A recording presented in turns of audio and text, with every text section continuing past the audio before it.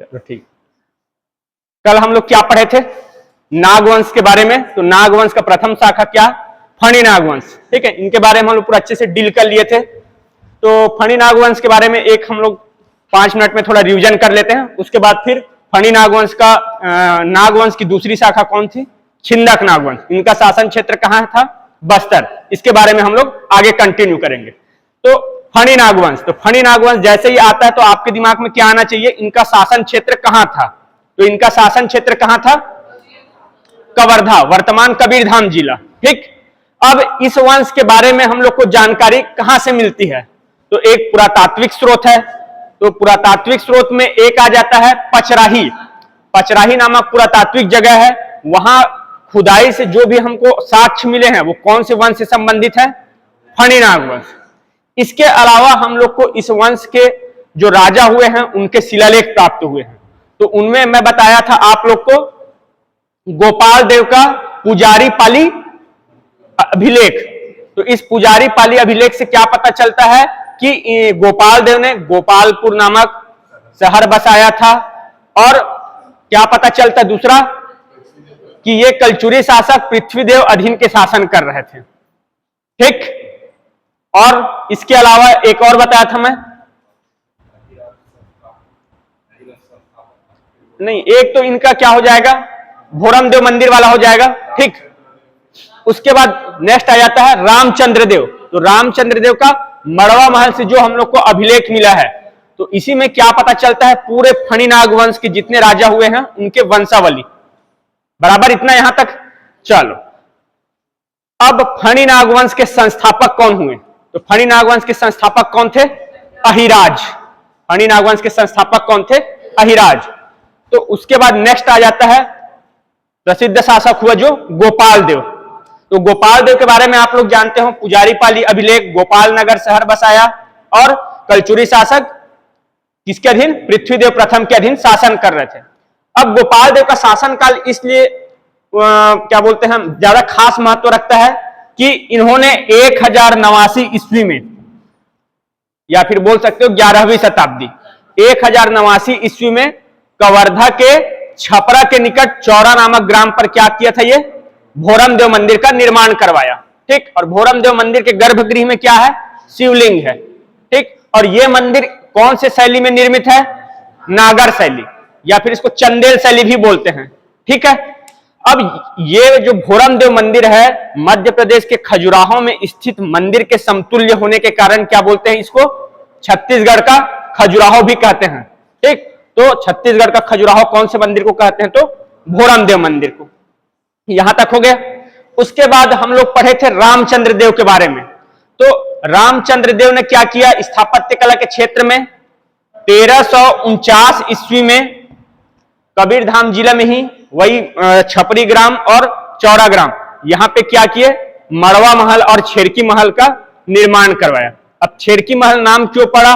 तो आपको पता है कि जब आप छेरकी महल जाओगे तो वहां किसका गंध आता है? बकरी के जैसे, इसीलिए उनको क्या नाम पड़ गया? छेरकी महल। उसके बाद मेन है मड़वा महल। ठीक। तो मड़वा महल एक्चुअल क्या है? शिव मंदिर है। और क्या है वो? किसका प्रतीक है? विवाह का प्रतीक। क्यों? क्योंकि यहां रामचंद्र देव ने कलचुरी राजकुमारी अंबिका देवी से विवाह किया था। और ये जो मड़वा महल है वो कितने खंभे पे टिका हुआ है? 16 खंभों पे या स्तंभों पे टिका हुआ है। उसके बाद अंतिम शासक कौन हुए? मोनिंग देव। अंतिम शासक कौन हुए? मोनिंग देव। इनको कौन पराजित किया? रायपुर के कलचुरी शासक रामचंद्र देव ने। ठीक। और इस वंश के बारे में मैं आपको बताया था साहित्यिक स्रोत कि लाल प्रद्युमन सिंह ने की रचना नागवंश में, फणी नागवंश के बारे में हम लोग को पूरा जानकारी मिलता है। ये इतना हम लोग कल पूरा पढ़े थे, यही सार है पूरा फणी नागवंश का। ठीक है, इतना आपको पता होना चाहिए। प्रीवियस ईयर क्वेश्चन पेपर हमको क्लियर लगा लेना है ताकि कोई डाउट ना रहे, और जो भी आपको थोड़ा नया मिलता है तो उसको जरूर आप पॉइंट करके रखेंगे। ठीक। अब आज हम लोग स्टार्ट करते हैं नागवंश की दूसरी शाखा छिंदक नागवंश, इनके बारे में। ठीक। तो छिंदक नागवंश, तो सबसे पहले इनका शासन क्षेत्र कहां था यह पता होना चाहिए। शासन क्षेत्र, तो शासन क्षेत्र कहां था इनका? बस्तर। या फिर ये अभी वर्तमान में बस्तर बोलते हैं, उस समय क्या बोलते थे इनका शासन क्षेत्र? चक्रकोट, भ्रमरकोट व बारसूर। चक्रकोट, भ्रमरकोट व बारसूर। अब बस्तर कह रहा हूं, मतलब बस्तर के आसपास उड़ीसा वाला क्षेत्र, ये सब पूरा आ जाएगा।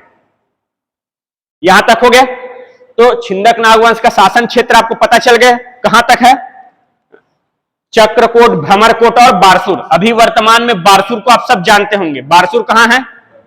दंतेवाड़ा। तो पूरा ये छिंदक नागवंश का जो शासन, जो पूरा मेन सेंटर पॉइंट, जो राजधानी रहेगा, वो कौन रहेगा? बारसूर ही रहेगा। ठीक, शासन क्षेत्र पता चल गया। उसके बाद इनकी अवधि, कब से कब तक इन लोग शासन किए छिंदक नागवंश के राजा इस क्षेत्र में? तो 1023 से 1324 ईस्वी तक।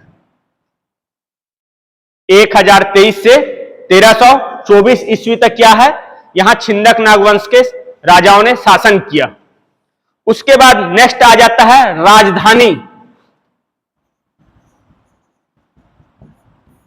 तो इस वंश की राजधानी क्या थी? बारसूर। मेन राजधानी थी बारसूर। लेकिन बहुत सारे राजा इसमें पढ़े हैं, अभी 10 राजा हुए इसमें। तो क्या है, कुछ राजा अपना राजधानी ट्रांसफर भी करते थे अगर उनको लगता था कि हाँ यहां पे थोड़ा स्थिति ठीक नहीं है, या फिर लगता है विदेशी आक्रमण होगा तो ये सुरक्षित नहीं है, तो हमको कोई दूसरा जगह देखना चाहिए राजधानी। तो इसी के चलते एक और राजधानी था इसका। तो छिंदक नागवंशियों की अगर राजधानी की बात आएगी तो प्रथम मेन राजधानी कौन थी? बारसूर। और द्वितीय राजधानी दंतेवाड़ा। तो द्वितीय राजधानी बोल रहा हूं, तो द्वितीय, तो मैं आपको बताया हूं द्वितीय राजा कौन? कन्हर देव द्वितीय। तो कन्हर देव द्वितीय, इन्होंने क्या अपनी राजधानी ट्रांसफर किया था या शिफ्ट किया था बारसूर से दंतेवाड़ा। बाकी सब जितने राजा हुए सब बारसूर से शासन किए हैं। तो 2 राजधानी हो गई। तो दूसरी राजधानी दंतेवाड़ा, तो द्वितीय कोई राजा होगा वही बनाएगा। तो कौन सा? कन्हर देव द्वितीय। उसके बाद नेक्स्ट आ जाते हैं हम लोग उपाधि। ये इंपॉर्टेंट है। तो छिंदक नागवंश के राजा कौन सी उपाधि धारण करते थे? ये कई बार पूछा हुआ है एग्जाम में। भोगवती पुरेश्वर। भोगवती पुरेश्वर। ठीक, क्या उपाधि धारण करते थे? भोगवती पुरेश्वर। ये इंपॉर्टेंट है, कई बार पूछा हुआ है। अवधि भी पूछा हुआ है, कब से कब शासन रहा? 1023 से 1324। राजधानी क्या थी? तो बारसूर। और द्वितीय राजधानी दंतेवाड़ा। तो द्वितीय मतलब कोई दूसरा नंबर का राजा ही बसाएगा, तो कौन? कन्हर देव द्वितीय। उपाधि भोगवती पुरेश्वर। अब इन लोग का राजकीय चिन्ह, और एक था ध्वज। ठीक, देखो जैसे हर देश का अपना एक नेशनल फ्लैग होता है, वैसे ही हर वंश का भी रहता था। प्राचीन समय में जितना आप इतिहास पढ़ोगे सब में हर वंश का एक अपना एक ध्वज रहता था। तो वैसे ही छिंदक नागवंश के जो राजा हुए, तो उनके जो राजवंश की जो ध्वज है उसमें किसका चिन्ह अंकित था? सर्प। नागवंश जी, तो नाग मतलब सांप का ही रहेगा, तो सर्प चिन्ह। और राजकीय चिन्ह क्या था? तो राजकीय चिन्ह था बाघ व उसके शावक, मतलब उसके बच्चे, बाघ व उसके शावक। तो अगर ध्वज में कौन सा चिन्ह था बोलेंगे तो सर्प चिन्ह। और राजकीय चिन्ह मतलब राजकीय जो कामकाज होता है उसमें जो मुहर लगता है ना, वही ऑथेंटिक रहता है। तो सेम वही समझो, बाघ व उसके शावक। यहां तक कंप्लीट। अब देखो, एक था उपाधि, पदवी। उपाधि तो जान डाले, उपाधि क्या किसके धारण करते थे? भोगवती पुरेश्वर। इसके अलावा पदवी भी थी।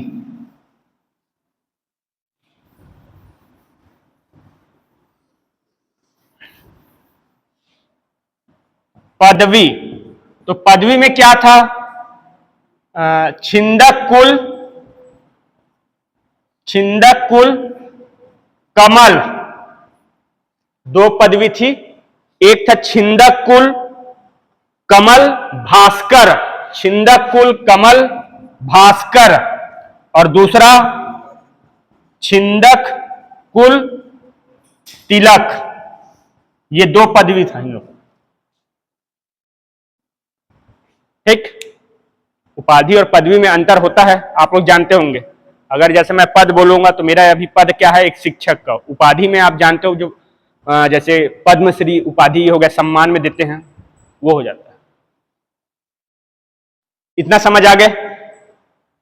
ये क्या है, इस वंश का ये वन लाइनर फैक्ट है जो बेसिक आपको पता होना चाहिए।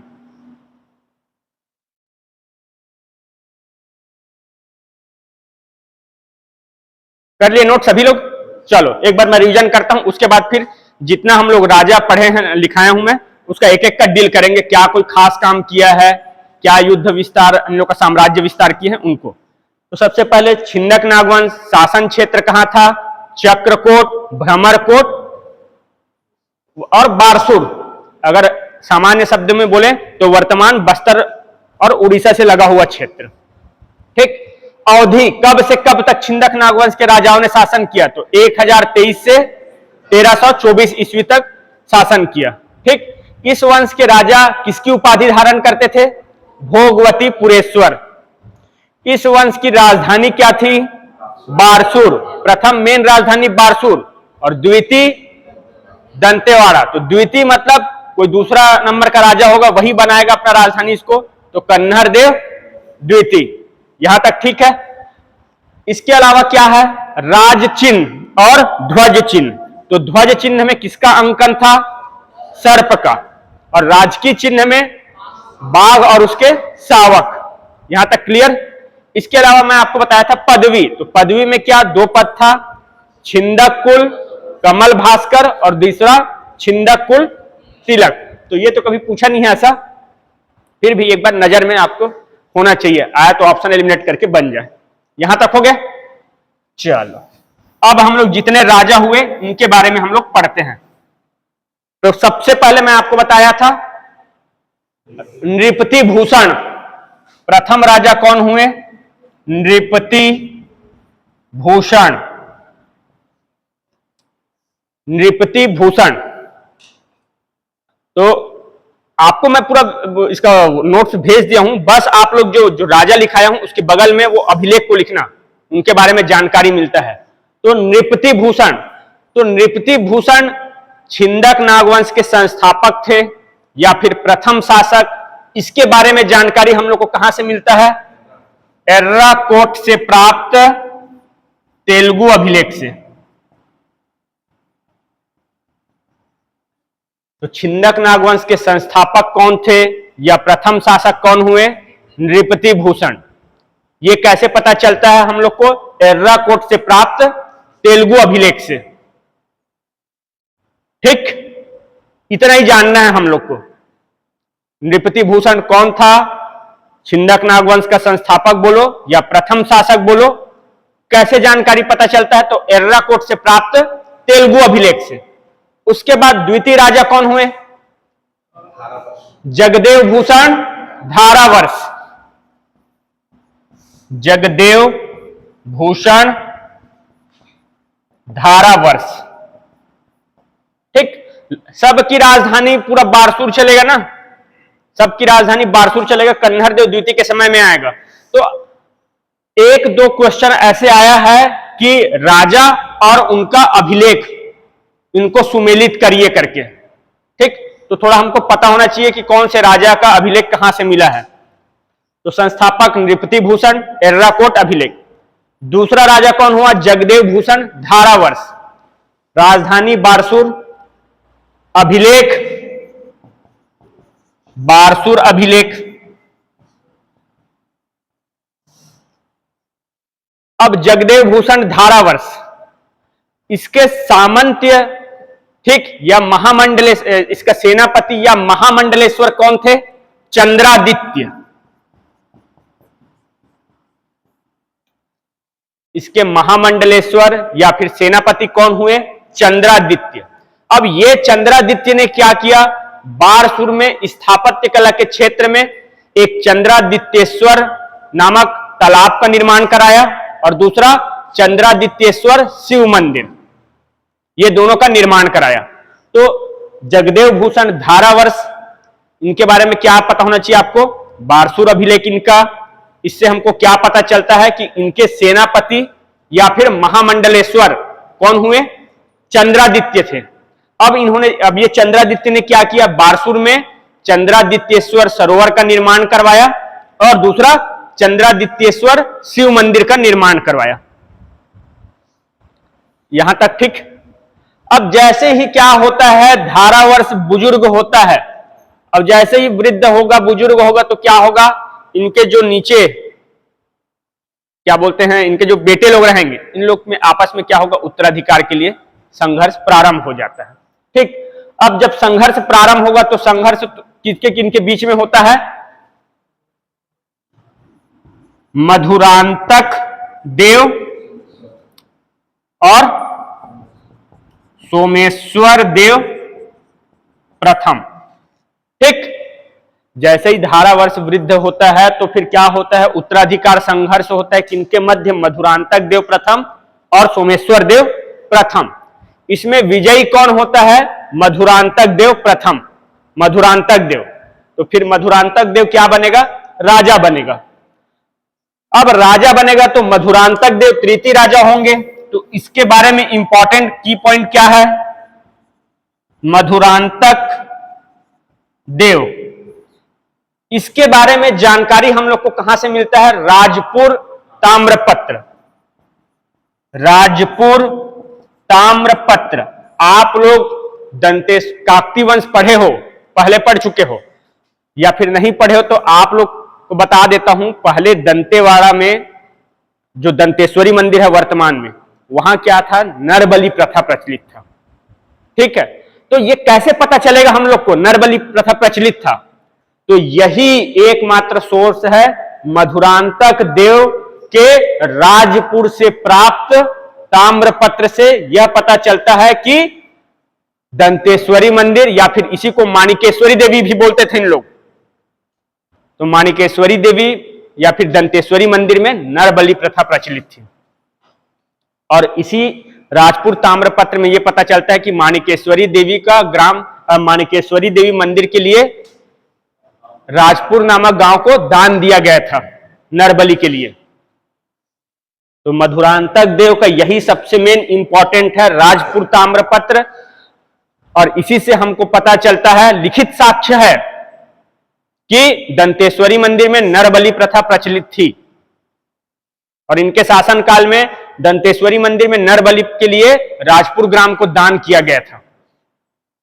इतना समझ आया यहां तक, ये तीनों राजा का पता चल गया। एक बार और बताऊं,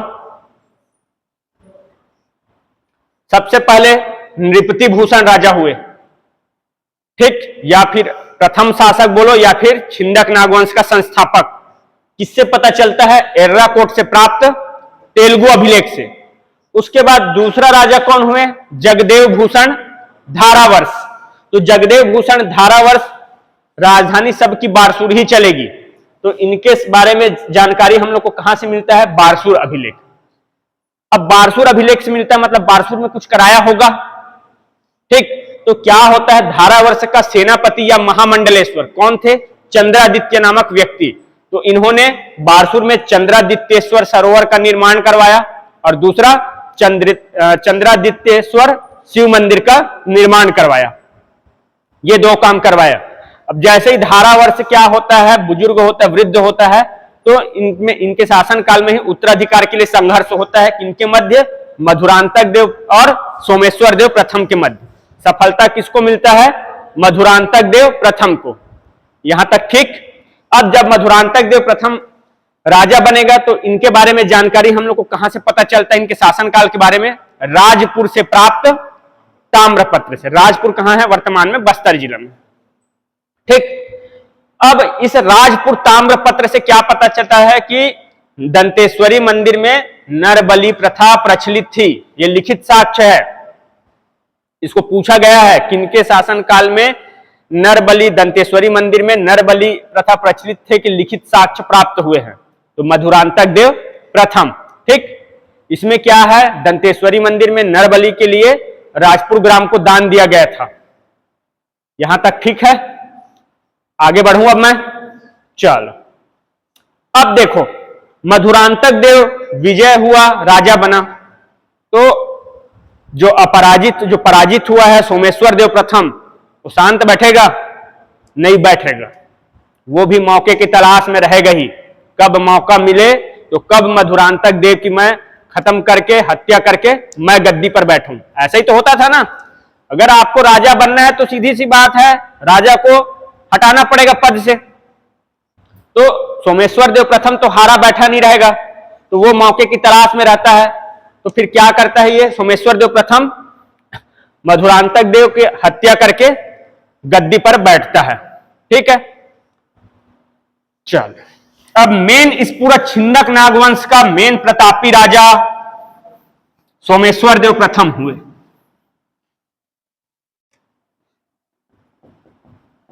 सोमेश्वर देव प्रथम, यही पूरा छिंदक नागवंश के प्रतापी थे। इन्हीं के शासनकाल को छिंदक नागवंश का स्वर्ण काल कहा जाता है। मेंस में 8 नंबर का क्वेश्चन आया था एक, इसी सोमेश्वर देव प्रथम के बारे में, कि इनके विजय अभियान का उल्लेख करिए करके। ठीक है, 8 नंबर का क्वेश्चन आया था ये,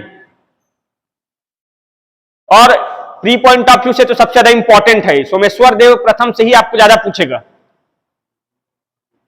हाँ, पूरा इसी से, यही मेन है पूरा। अब धीरे धीरे मैं बताते जा रहा हूं। सोमेश्वर देव प्रथम, ठीक, तो सोमेश्वर देव प्रथम छिंदक नागवंश के सबसे ज्यादा प्रतापी शासक हुए, सर्वाधिक मतलब मेन राजा यही थे। इनके शासनकाल को स्वर्ण काल कहा जाता है। ठीक, अब देखो स्वर्ण काल कहा जाता है, तो स्वर्ण काल कहा जाएगा तो कुछ तो रीजन होगा। पहला रीजन, स्थापत्य कला के क्षेत्र में इन्होंने काम किया। दूसरा, साम्राज्य विस्तार का काम किया। इन्हीं के शासनकाल में छिंदक नागवंश का सबसे ज्यादा विस्तार होता है। और तीसरा, इस काल में जो राज्य आर्थिक दृष्टि से इतना मजबूत था कि सोचो, सोमेश्वर देव प्रथम इन्होंने सोने का सिक्का चलवाया था। अब ये सोने का सिक्का कहां से मिला है हम लोग को? बिलासपुर से मिला है। अब बिलासपुर में कैसे मिलेगा सोने का सिक्का? यहां तक वो आया था, साम्राज्य विस्तार किया है वो, तभी तो मिलेगा ना। अरे भाई, आज हमारा जो रुपया है अभी वर्तमान में भारत में ही तो चलेगा। ठीक, कल के डेट में मान के चलो अमेरिका में मिलेगा 2000-3000 साल बाद, मतलब कुछ तो होगा तभी तो अमेरिका में पूरा चलेगा। वहां पे मंदिर वंदिर जो भी मिलेगा आपको तो समझ आ जाएगा कि नहीं है, मतलब साम्राज्य विस्तार हुआ है या फिर वहां के लोग एडॉप्ट किए हैं, स्वीकार किए हैं।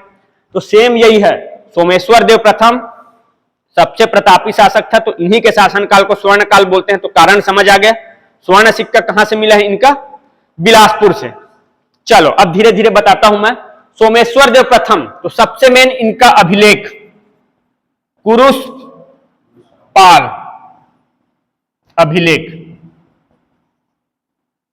सोमेश्वर देव प्रथम के बारे में हमको जानकारी मिलती है कुरुशपाल अभिलेख। लिखते जाओ इसको, राजा के बगल में लिखना। जितने राजा हुए हैं उनके अभिलेख कहां से मिले हैं?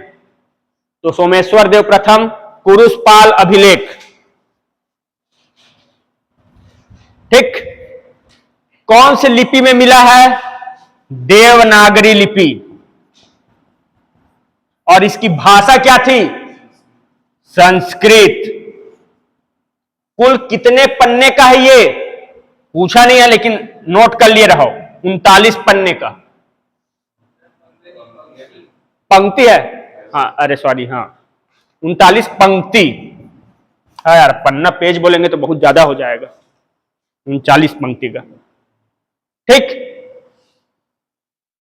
इतना हो गया। सोमेश्वर देव प्रथम जानकारी मिलता है कुरुशपाल अभिलेख से।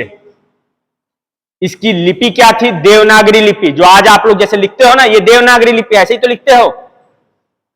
और भाषा क्या थी? संस्कृत। कुल कितनी पंक्तियां हैं? 39 पंक्ति। अब इस 39 पंक्ति के 20वें पंक्ति में क्या पता चलता है कि सोमेश्वर देव प्रथम ने जब साम्राज्य विस्तार किया अपना, तो उत्तर में जो कोसल वंश के मतलब कलचुरी लोग शासन कर रहे थे, तो इनके कितने लगभग 6,96,000 गांवों को अपने अधीन किया था, मतलब इतना को जीता था। तो आपसे मेन पूछेगा तो यही पूछेगा, सोमेश्वर देव प्रथम के बारे में जानकारी, पुरुषपाल अभिलेख, संस्कृत भाषा, कुल कितना पंक्ति का 39, और 20वें पंक्ति में क्या है, इनके विजय अभियान का उल्लेख है। और इसी में ही पता चलता है हम लोग को कि सोमेश्वर देव द्वारा मधुरांतक देव का वध किया गया। उन्हीं को तो मार के राजा बनेगा ना जी, तो कौन सा अभिलेख से पता चलता है, तो यही पुरुषपाल अभिलेख। यहां तक हो गया, आगे बढ़ूं? चल, इनके विजय अभियान को हम लोग बाद में पढ़ेंगे, अभी इसका थोड़ा स्थापत्य कला क्षेत्र के बारे में पढ़ते हैं। तो सोमेश्वर देव की माता कौन थी? गुंडम महादेवी, और इसकी पत्नी थी गंग महादेवी। ठीक, सोमेश्वर देव प्रथम, इनकी माता कौन थी? गुंडम महादेवी। अब ये क्या थी? भगवान विष्णु की अनन्य भक्त।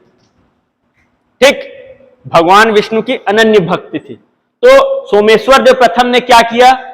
अपनी माता को देखा कि हाँ ये विष्णु भगवान की अनन्य भक्त है, तो क्या किया? बस्तर नारायण पाल, बस्तर में क्या किया? विष्णु मंदिर का निर्माण करवाया।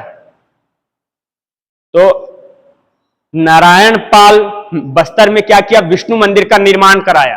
तो नारायण पाल से नारायण पाल अभिलेख, नारायण पाल अभिलेख किससे संबंधित है? अगर ऐसा पूछा जाएगा तो किससे संबंधित है? इनकी माता गुंडम महादेवी। ठीक, अब मां के लिए तो कर लिया, अब बिना पत्नी के लिए कैसे काम पूरा होगा? ठीक है, तब फिर क्या होता है? सोमेश्वर देव प्रथम अपनी पत्नी, अब इसकी पत्नी किसकी भक्त रहती है? शिव भगवान। तो ये क्या करते हैं? फिर शिव मंदिर का निर्माण करवाते हैं, मतलब बत्तीसा मंदिर। सुने हो बत्तीसा मंदिर कहां है? बारसूर में। और ये कैसा मंदिर है? जुड़वा शिव मंदिर, जुड़वा शिव मंदिर है ये। तो बत्तीसा मंदिर क्या है? जुड़वा शिव मंदिर। और ये मंदिर टोटल कितने? 32 खंभों या स्तंभों पर टिका हुआ है। मड़वा महल 16, एक ठोक शिव मंदिर, बत्तीसा मंदिर जुड़वा मतलब 2, तो 16 दूनी 32, 32 खंभे पे टिका है ये। स्थापत्य कला के क्षेत्र में सोमेश्वर देव प्रथम इतना काम करवाता है। एक अपनी मां के लिए, तो इनकी मां विष्णु भगवान की भक्त रहती है, तो नारायण पाल बस्तर में विष्णु मंदिर का निर्माण करवाता है। अब यहां से आपको क्या पता चलता है? सोमेश्वर देव प्रथम धार्मिक सहिष्णु था, मतलब ये वैष्णव को भी मानता था और शैव को भी मानता था। दूसरा, इनकी माता, इनकी पत्नी गंग महादेवी, ये क्या है? शिव भगवान की भक्त रहती, तो इनके लिए बारसूर में क्या? बत्तीसा मंदिर का निर्माण करवाते हैं, जो क्या है? जुड़वा शिव मंदिर है और 32 स्तंभों पर टिका हुआ है। ठीक है जी, समझ आ रहा है कि नहीं आ रहा है? बोर लगेगा तो बताना, फिर ऑब्जेक्टिव लगाएंगे। यहां तक हो गया, आगे बढ़ूं मैं? चल, इतना को आप 1 मिनट देखो, उसके बाद हम लोग सोमेश्वर देव प्रथम का विजय अभियान देखेंगे। इतना के एक बार पढ़ो आप लोग।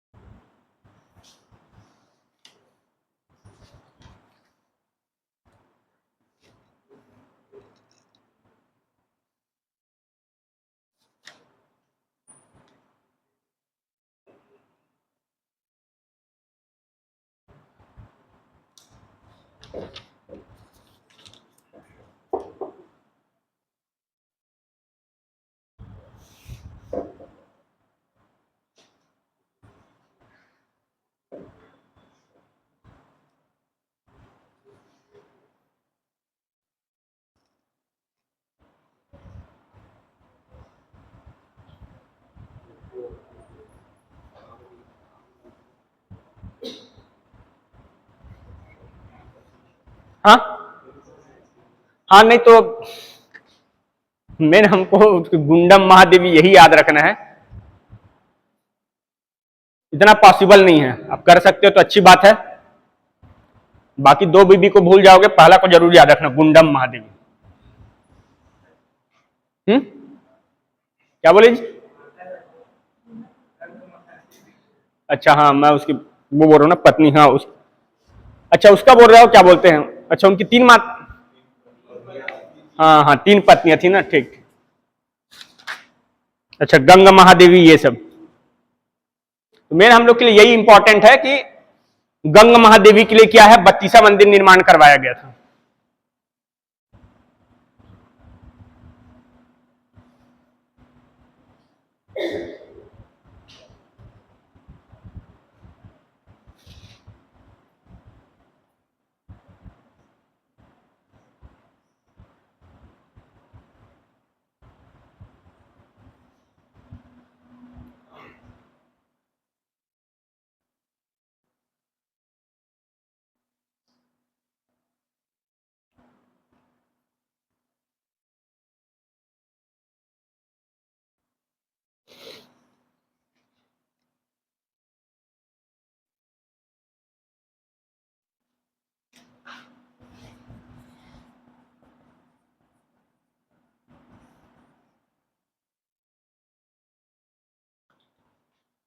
हो गया जी, ठीक है, पढ़ लिए। चलो, ये वाला क्वेश्चन 8 नंबर का आया था मेरे से, मेरे को अच्छे से याद है, 8 नंबर का आया था ये, सोमेश्वर देव प्रथम का विजय अभियान के बारे में लिखिए करके। चलो, तो विजय अभियान में क्या किया, साम्राज्य विस्तार किया, तो सबसे पहले आ जाता है उग्र विजय, उग्र विजय, ठीक। उग्र विजय, तो आपको मेन की पॉइंट याद रखना है, वर्तमान क्षेत्र कौन सा है और किसको पराजित किया। तो उग्र विजय, तो तो वर्तमान उड़ीसा, ठीक। अब ये किसको पराजित किया, तो याद रखना, छिंदक नाग वंश के मेन प्रतिद्वंदी कौन थे, कलचुरी वंश, मतलब कलचुरी वंश अपने इधर आ जाएंगे उत्तर में, बिलासपुर क्षेत्र में, और उग्र मतलब उड़ीसा, तो उड़ीसा में उस समय किसका शासक था, सोमवंश। तो उग्र विजय, उड़ीसा क्षेत्र, किसको पराजित किया, तो सोमवंशीय शासक, सोमवंशी शासक उद्योग केसरी महाभवगुप्त चतुर्थ, ठीक। पहला विजय अभियान उग्र, वर्तमान उड़ीसा क्षेत्र, किसको पराजित किया, सोमवंशी शासक उद्योग केसरी महाभवगुप्त चतुर्थ। उसके बाद दूसरा वेंगी विजय, वेंगी विजय, तो वेंगी, तो वह से वेंगी, वेंगी नरेश वीर चोर को पराजित किया, वेंगी नरेश वीर चोर को पराजित किया। अब यह क्षेत्र कहां है, गोदावरी कृष्णा नदी के बीच का क्षेत्र, ठीक। आप भारत के इतिहास पढ़े होंगे तो पढ़े होंगे चालुक्य वंश में, चालुक्य वंश याद आ रहा है, कल्याणी के चालुक्य, नहीं याद आ रहा है, हाँ हाँ हाँ, बस उसी में पढ़े हो आप लोग, ठीक। तो दूसरा विजय अभियान वेंगी विजय, किसको पराजित किया, वेंगी नरेश वीर चोर को। वर्तमान क्षेत्र कौन सा है, गोदावरी और कृष्णा नदी के बीच का क्षेत्र। तीसरा लेमना, लेमना विजय, अब इनका पहचान जो इतिहासकार हुए राय बहादुर हीरालाल, राय बहादुर हीरालाल, इन्होंने कौन से क्षेत्र के रूप में किया है? वर्तमान लवन बलौदा बाजार। ठीक, लेमना, ल से लेमना, लवन, यही हमारा बलौदा बाजार क्षेत्र वाला। कौन? इतिहासकार राय बहादुर हीरालाल। ठीक, टोटल 8 विजय अभियान है। अब मेरे समझ आया 8 नंबर में क्यों दिया था मेंस में इसको। ठीक है, 8 विजय अभियान है, 8 नंबर का आया था ये। इतना हुआ। तीसरा, पहला उड्र विजय। उड्र उड़ीसा क्षेत्र के शासक, वहां कौन था? सोमवंशी शासक, उद्योग केसरी महाभवगुप्त चतुर्थ। दूसरा वेंगी नरेश, तो वेंगी विजय, व से वेंगी वीर चोड़, वेंगी नरेश वीर चोड़, गोदावरी कृष्ण नदी के बीच का क्षेत्र।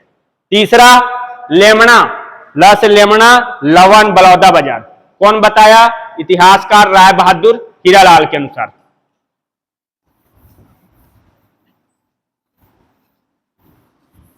नेक्स्ट चौथा, वज्र विजय। वज्र विजय, तो हम इसको वज्र न पढ़ के वज्र पढ़ते हैं। ठीक है, वज्र न पढ़ के क्या पढ़ेंगे? वज्र। तो इसका क्षेत्र कैसे डिसाइड होता है? कहां, कौन सा क्षेत्र है ये? व से वज्र, तो वर्तमान बैरागढ़, महाराष्ट्र के चंद्रपुर जिला जानते हो?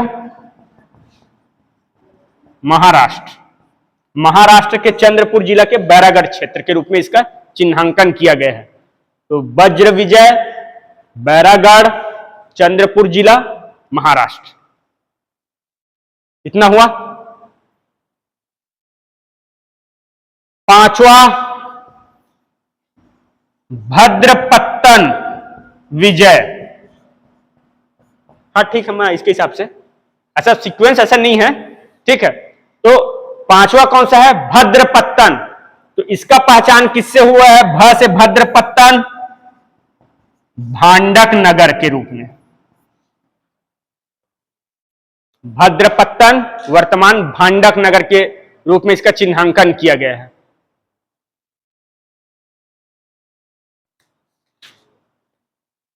ठीक, उसके बाद छठवां, देखो सोमेश्वर देव के जो विजय अभियान में कोसल क्षेत्र में 2 बार आक्रमण किया रहता है। कुरुषपाल अभिलेख से हम लोग को पता चलेगा 2 बार यह आक्रमण करता है। तो प्रथम बार क्या किया रहता है? मतलब 2 बार करता है, तो एक बार क्या किया रहता है? वो 6,96,000 गांव को अपने अधीन किया रहता है। ठीक, और दूसरे बार क्या किया रहता है? यहां के कलचुरी शासक, जो रतनपुर के कलचुरी शासक, किसको? रतनपुर विजय। ठीक, तो रतनपुर विजय, तो इसमें किसको हराया रहता है? कलचुरी शासक पृथ्वीदेव प्रथम। पृथ्वीदेव प्रथम। ठीक, और एक है कोसल विजय। तो कोसल विजय में जो 6,96,000 गांव को अपने अधीन किया रहता है, यह आपका नेक्स्ट अभियान रहेगा। 2 बार किया रहता है चढ़ाई कोसल क्षेत्र में। तो एक बार क्या है? पृथ्वीदेव प्रथम को पराजित किया रहेगा, और एक बार जो 6,96,000 गांव है उसको अपने अधीन करता है। ठीक है, उसके बाद 8वां लिखो, लांजी विजय। 8वां लिखो, लांजी विजय। अब मैं आप लोग को बताया था पृथ्वीदेव प्रथम के बारे में। कलचुरी शासक पृथ्वीदेव प्रथम खुद पराक्रमी शासक रहता है। उनको क्या है? आमोदा ताम्रपत्र से उनके पराक्रम के बारे में जानकारी पता चलता है। 21,000 गांव का स्वामी कहा गया, उसमें कहा गया ना, उनको ये पराजित किया रहता है। ठीक, अब पराजित किएगा तो बिलासपुर क्षेत्र आएगा, तो अपने अधीन किया रहा होगा, तो जो स्वर्ण सिक्का चलाया रहता है वो यहीं से मिलता है। लांजी विजय लास्ट अभियान है इनका। तो लांजी विजय, तो ये क्या है? लांजी विजय का पहचान किसके रूप में किया गया है? मध्य प्रदेश के बालाघाट जिले में स्थित लांजी क्षेत्र। मध्य प्रदेश के बालाघाट जिले में स्थित लांजी क्षेत्र के रूप में। तो लांजी क्षेत्र कहां है? मध्य प्रदेश के बालाघाट जिले में। ठीक,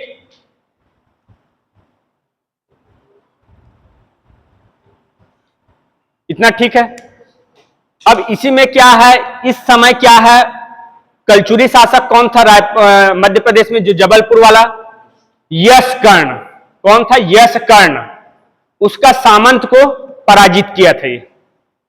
ठीक, ये टोटल क्या है, सोमेश्वर देव प्रथम का विजय अभियान है। एक बार पूरा मैं फिर बताता हूं। ठीक, टोटल 8 विजय अभियान। अब देखो भाई, अगर किसी मतलब, अब यहां मेन कलचुरी शासक सबसे ज्यादा पावरफुल था यहां। अब अगर उसके राजा को कोई हराया है, मान के चलो पृथ्वीदेव प्रथम को पराजित किया है, तो सीधी सी बात है उसका बेटा तो बैठेगा नहीं खाली, तो वो किसी न किसी रूप में बदला लेगा ही। ठीक है, तो उसको भी मैं जस्ट बाद में बताऊंगा। अभी आपको पूरा मैं 8 विजय अभियान बताता हूं। सबसे पहले मैं क्या बताया आपको? उड्र विजय। उड्र मतलब उड़ीसा क्षेत्र। सोमवंशी शासक उद्योग केसरी महाभवगुप्त चतुर्थ। दूसरा वेंगी विजय, तो वेंगी नरेश वीरचोड़, गोदावरी कृष्णा नदी के बीच का क्षेत्र। तीसरा लेमना, वर्तमान लवन बलौदा बाजार क्षेत्र, इतिहासकार राय बहादुर हीरालाल के अनुसार। उसके बाद चौथा वज्र मतलब ब से वज्र, वर्तमान बैरागढ़ क्षेत्र, चंद्रपुर जिला, महाराष्ट्र। ठीक, उसके बाद नेक्स्ट क्या है? भद्रपत्तन विजय, वर्तमान भांडक नगर। ठीक, उसके बाद नेक्स्ट क्या पढ़े थे हम लोग? 2 बार ये विजय अभियान करता है इधर कोसल क्षेत्र में। तो एक रतनपुर के राजा किसको हराता है? रतनपुर विजय अभियान में कलचुरी शासक पृथ्वीदेव प्रथम को। और एक बार क्या करता है अगले बार में? 6,96,000 गांवों को अपने अधीन किया रहता है। 2 बार चढ़ाई किया रहता है वो। ठीक है, और एक लास्ट वाला 8वां है लांजी विजय। तो लांजी विजय मध्य प्रदेश के बालाघाट क्षेत्र में स्थित है ये। ठीक, इस समय क्या है, जबलपुर के त्रिपुरी नरेश कौन थे? यशकर्ण। उनके सामंत को पराजित किया था। ठीक, अब जैसे ही पृथ्वीदेव प्रथम को पराजित करेगा कलचुरी शासक, ठीक, तब पृथ्वीदेव प्रथम का बेटा कौन होता है? कलचुरी शासक में पढ़े हो, जाजल्यदेव प्रथम। कौन होता है? जाजल्यदेव प्रथम। तो ये जाजल्यदेव प्रथम क्या करता है? अपने बाप का बदला लेगा। तो बदला लेने के लिए क्या है? बस्तर में चढ़ाई करता है। और बस्तर में चढ़ाई करेगा तो सोमेश्वर देव प्रथम को तो पराजित करेगा और साथ में इसके पूरे खानदान को बंदी बना के ले जाता है। फिर उसके बाद क्या होते हैं? इसकी मां रहती है कौन? गुंडम महादेवी। वो अनुरोध करती है, रिक्वेस्ट करती है, तब फिर छोड़ता है। ठीक है, यहां तक क्लियर? यही है सोमेश्वर देव प्रथम के बारे में जानना था जितना। ठीक है जी, इतना ही करें? ज्यादा हो गया? इतना ही करते हैं। ठीक, कल में ये टॉपिक कंप्लीट हो जाएगा। एक बार पढ़ लो, कुछ भी लगेगा तो मैं बता देता हूं। और मेन पूरा सोमेश्वर देव प्रथम है, उसके बाद तो ज्यादा कुछ नहीं है इसमें।